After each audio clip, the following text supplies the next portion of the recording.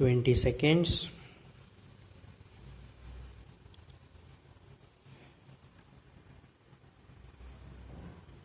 Be ready. 10 seconds.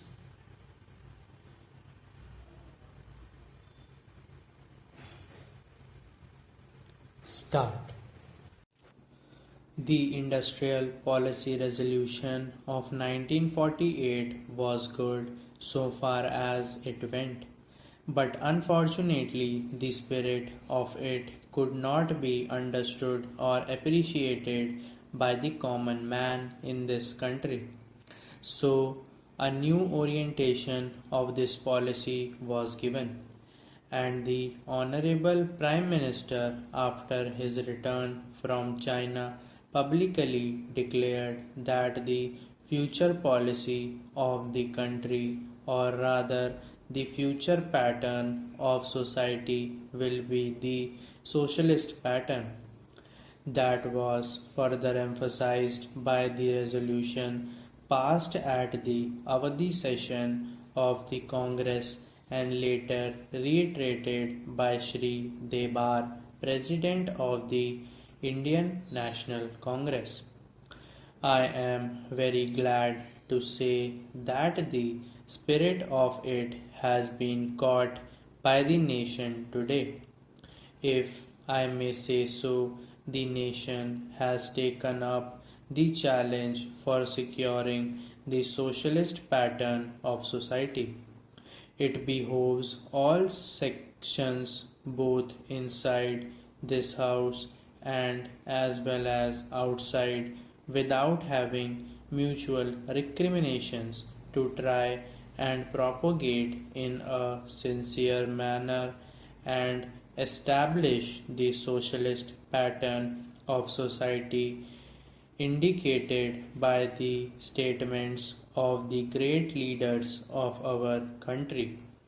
It may be relevant and pertinent if I refer to a few sentences from the memorandum presented on the 4th June 1939 by our Prime Minister, who was the chairman of the All India Planning Committee, which came into existence when there was provincial autonomy in the provinces. On pages 39 and 40 of that report, he stated, "It is clear that the drawing up of a comprehensive national plan becomes clearly an academic exercise with no relation to reality unless the planning authority or those to whom it is responsible are in a position to give effect to the plan. If this authority is powerless or circumscribed or restricted and has limited activities, it cannot plan. An essential prerequisite for planning is thus complete freedom and independence for the country and removal of all outside control. This implies that the country possesses in itself full sovereign authority to take any measures, adopt any policies, and form any relations with other countries as may seem best to its governing authority in the interests of the country and its people. National independence is thus an indispensable preliminary for taking all these steps that might be found necessary for carrying out the 5-year plan in all its various aspects throughout the whole country. At the present moment, it is clear that not only have we in India no national independence, but we are hedged in the obstructed by numerous restrictions, limitations, safeguards, and reservations which block the path to planning and progress. Our plan for national development must therefore be drawn up for a free and independent India. Thanks to the sacrifices made by millions of countrymen and countrywomen under the leadership of the father of the nation, Mahatma Gandhi, we have today secured complete sovereign political independence at a time when the nations of the world were engaged in the bitterest struggle using all the weapons of destruction. If therefore we have secured political independence during the period of a quarter of a century, it should not be difficult, especially when we are today masters in our own country, to secure a socialist pattern of society as has already been indicated.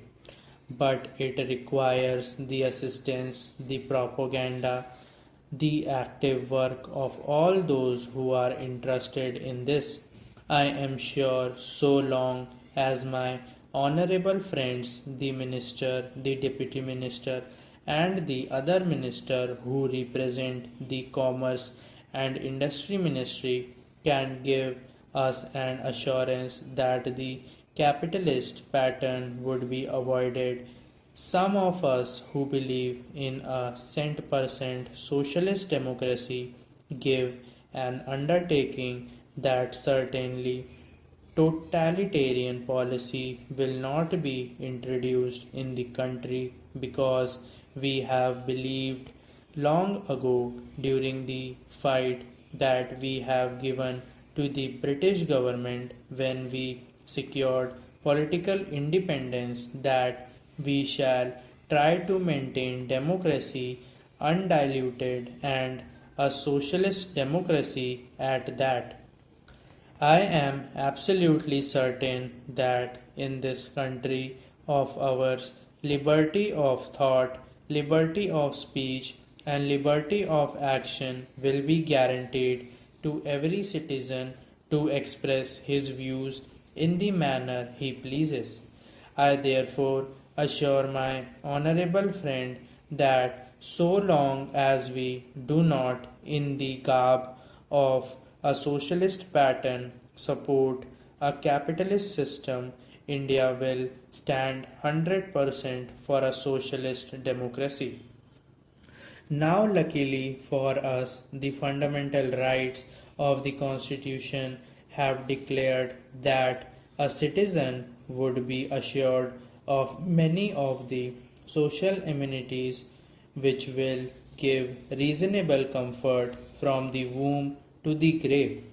But mere enunciation, as I have said many times, will not satisfy the common man unless the saying is put into effect. I am absolutely certain, therefore, that so long as there is a determination on the part of our countrymen, we will be in a position to secure a socialist pattern of society. It is not even possible to draw up a plan on any other basis.